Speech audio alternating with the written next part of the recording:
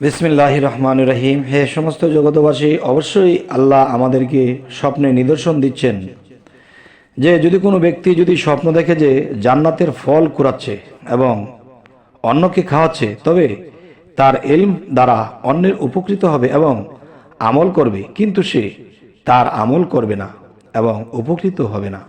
কথাটি অবশ্যই খেয়াল করবেন। এই পৃথিবীতে চলাকালীন অনেক মানুষকে দেখা যায় মানুষকে নামাজের জন্য, মানুষকে আল্লাহর ইবাদত করার জন্য আদেশ দান করে এবং মানুষকে বুঝিয়ে সুঝিয়ে আল্লাহর ইবাদতের দিকে দাঁড় করিয়ে দেয়, কিন্তু তিনি নিজে করছে না। যদি কোনো ব্যক্তি স্বপ্নে দেখে যে জান্নাতের ফল কুড়াচ্ছে এবং মানুষকে সেই ফল খাওয়াচ্ছে, তখনই এটির অর্থ এটি হবে যে সেই মানুষটি নিজে যদিও আল্লাহর কাজ না করে কিন্তু মানুষকে পথ করে দিচ্ছে। তাও এটাও একটা বিশাল বিষয়।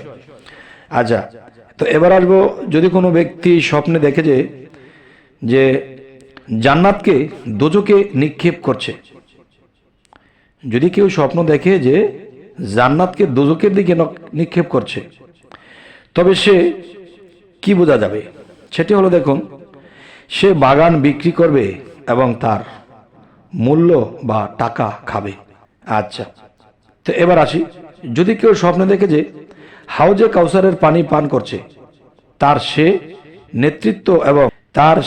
নেতৃত্ব এবং শত্রুর উপর বিজয় লাভ করবে, যেহেতু মহান আল্লাহ তাআলা ফরমান, অবশ্যই আমি আপনাকে হাউজে কাউসার দান করিয়াছি, সুতরাং আপনার রবের উদ্দেশ্যে স্মরণ করুন এবং কোরবানি করুন।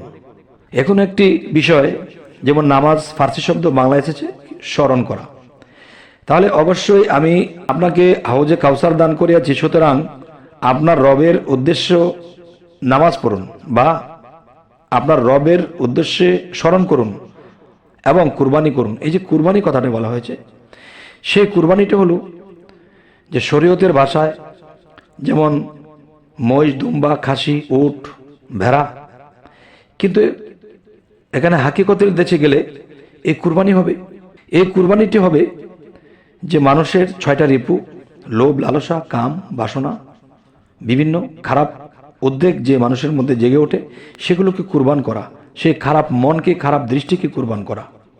আচ্ছা, সূরা আল কাউসার, যদি কোনো ব্যক্তি স্বপ্নে নিজেকে জান্নাতে কোনো প্রসাদে বা কোনো প্রাসাদে দেখে, তবে সে নেতৃত্ব লাভ করবে বা কোনো সুন্দরী মহিলাকে বিবাহ করবে, যেহেতু মহান আল্লাহ তাআলা ফরমান, তাদের জন্য রয়েছে অবস্থাকারিণী পর্দানশীল হুরগণ, সূরা আর রহমান আয়াত 72।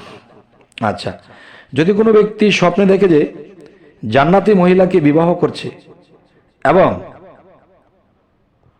গোলমান ও বালকেরা চতুর্দিকে ছুটাছুটি করছে, তবে রাজত্ব এবং নিয়ামত লাভ করবে, যেহেতু মহান আল্লাহ তাআলা বলেন, এবং তাদের চারদিকে ঘোরাফেরা করবে চিরকুমার বালকেরা এবং তারা সেখানে চিরদিন থাকবে।